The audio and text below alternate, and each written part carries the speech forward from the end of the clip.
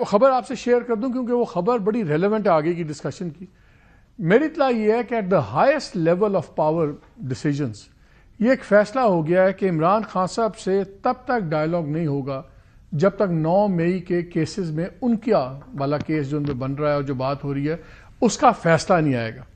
और अभी तक ये भी फैसला अभी होना बाकी है कि क्या सिविल कोर्ट में जाने दिया जाए केस या मिलिट्री कोर्ट में ही होगा। लेकिन आइदर वे एक चीज़ तय हो गई है कि पीटीआई सीधी हो उल्टी हो जो भी हो, चाहे सड़कों पे जो मर्जी शोर मचे, ये तब तक डायलॉग कोई नहीं करेगा जब तक 9 मई का फैसला नहीं होगा। और मैं इस वक्त इमरान खान साहब की बात कर रहा हूँ, मैं बाकी सेकंड टियर की या फर्स्ट टियर की बात नहीं कर रहा, मैं इमरान खान साहब के फ्यूचर की बात कर रहा हूँ। और उसके बाद मुज़ाकरात का फैसला होगा होने के नहीं। और इसी बात पे तैमूर साहब मैं आपके पास आ रहा हूँ कि ये चीज़ अगर तय होगी भी है कि कोई बातचीत नहीं होगी और गवर्नमेंट को तो आपके अपने लोग ही बहाने दे रहे हैं, चाहे आपने भी माना, बिलाल ने बात की, सब ने बात की, जब आप खुद कह देंगे कि असला लेके आएंगे चढ़ाई करेंगे तो उनको तो पक्की पकाई मिल जाती है यार हम इनसे कैसे बात करें। जैसे आज वो इरफान सिद्दीकी साहब ने भी कहा कि जी इमरान खान का मामला तो शकील अफरीदी वाला मामला है, वो बंदा तो ट्रीजन में अंदर है, तो ये उसके साथ अब जोड़ना चीज़ें शुरू हो गए।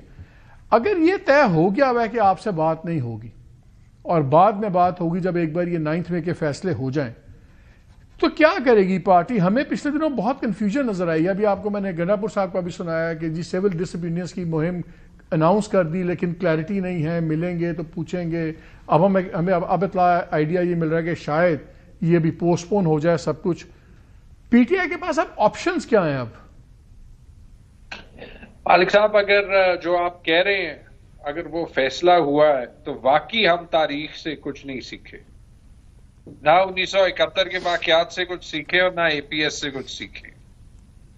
और फ्रैंकली अगर ये फैसला वाकई हुआ है तो आई थिंक कि जो भी फैसला कर रहे हैं उनको किसी भी मुल्क की सियासी डायनामिक्स का, सर्टनली पाकिस्तान की, उसका नहीं पता, क्योंकि यहां पे ये फैसले उस मिनट तक रहते हैं जब तक अगले मिनट में ये फैसले बदल ना जाए।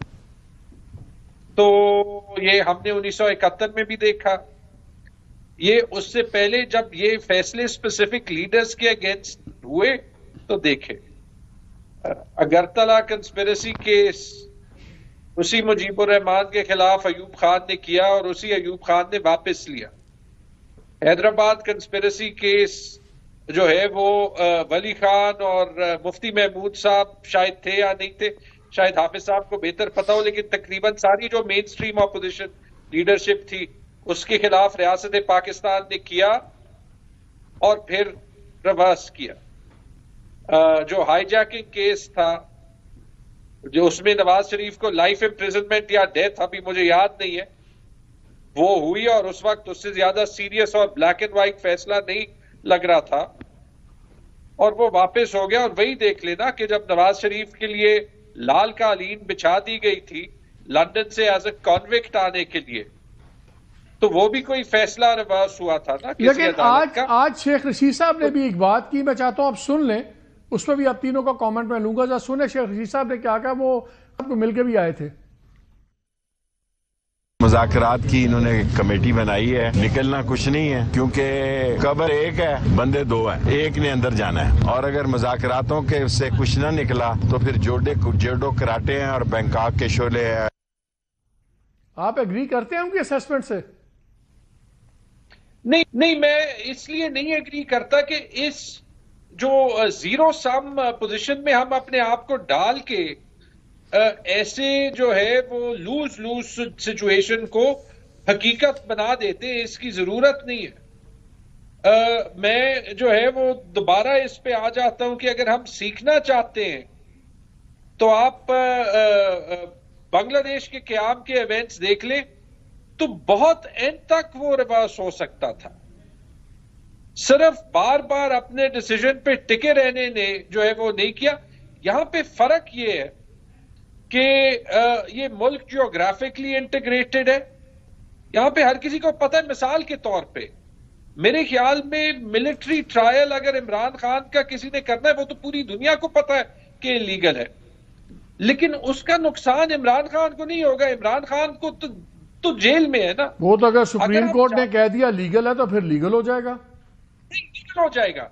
लेकिन वो जो है वो सुप्रीम कोर्ट की माजरत के साथ जो 26वीं तरमीम के बाद हैसियत है, वो तो वही बात हो गई कि भुट्टो साहब का अगर मर्डर जो है या जो उनकी एग्जीक्यूशन थी सुप्रीम कोर्ट ने कराया था तो लीगल हो गया था ना, लेकिन फिर 50 साल बाद उन्होंने इलीगल करा दिया था।